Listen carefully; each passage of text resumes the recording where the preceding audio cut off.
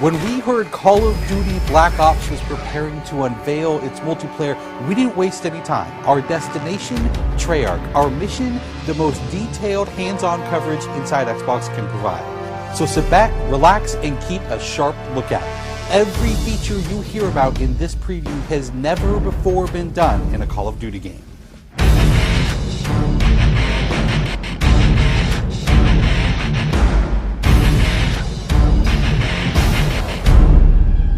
We begin where the multiplayer trailer for Black Ops left off, with theater mode.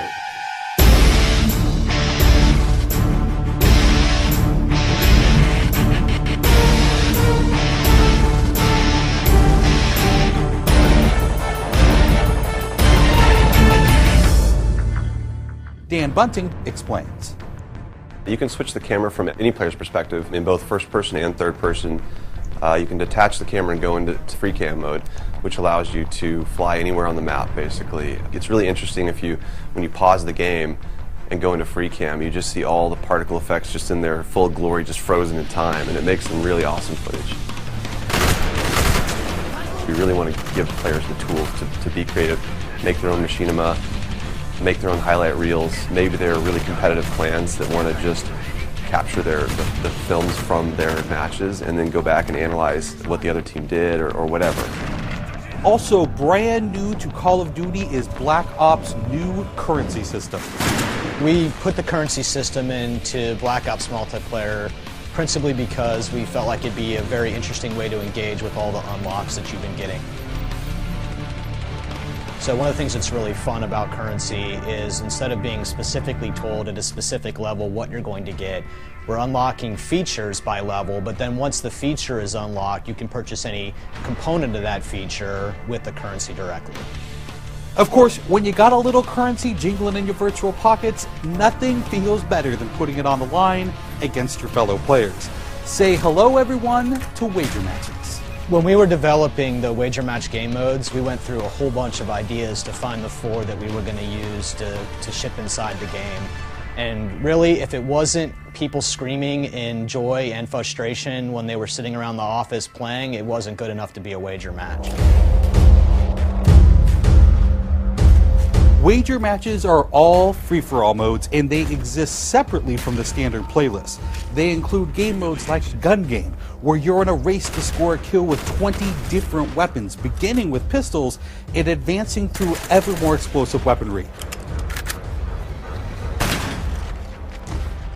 It's extremely rewarding for us as a design team to put something up there that people are reacting to really well and it's slightly different than what they get, and everyone loves the core game, and you have to be very careful when you're finessing the core mechanics of the game. But wager matches let us kind of get our creativity flowing and do some things that you're not normally used to, and then spin them up in unique ways and combine things in ways that you haven't seen before, that you never really thought of, and that wouldn't be appropriate for the core game but are completely appropriate for wager matches. While the classic Call of Duty challenge system is still very much in place, Black Ops is also adding a new feature called contracts. Right, so if you're using the contract system, you actually have to put up a little of your own currency in order for a bigger payday. And depending on the contract, some contracts pay XP, some pay more currency, some pay both. But they're all time limited, and it's game time limited, so you have to go to work to accomplish that contract within the time period in order to get paid. It's different from the challenges, in so much that the challenges some players like to use very aggressively, and they map out their path through the challenge system in order to maximize their XP gains, in order to level faster. And then a whole nother set of players uses the challenges sort of passively. They're there, when you get them they feel good, but contracts gives you a way to directly engage with the content inside the game. It says, hey, I'm an SMG guy, I want SMG based contracts, I'm going to chase my contracts and I'm going to get paid. And that's fun.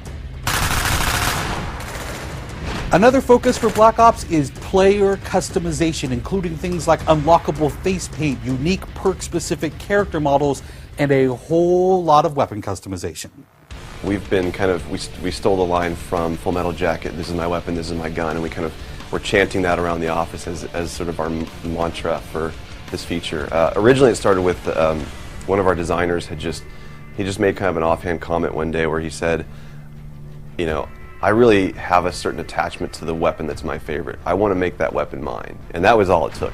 So from there it was just, what are the things that are cool? It's like, put your clan tag on your gun, of course. And we've got, the emblem editor by itself is an element of creativity for players.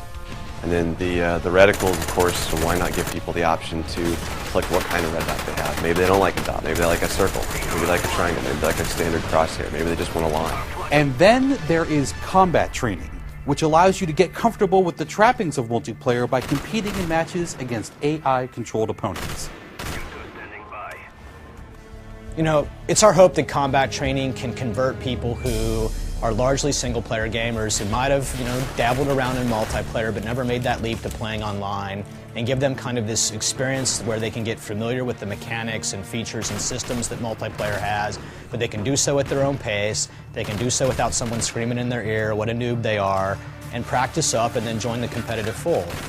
Experienced players could use combat training to practice up on a particular weapon, a particular tactic, or a particular map. So we think it appeals to both audiences, but most directly, it was designed to help new players get into the mix.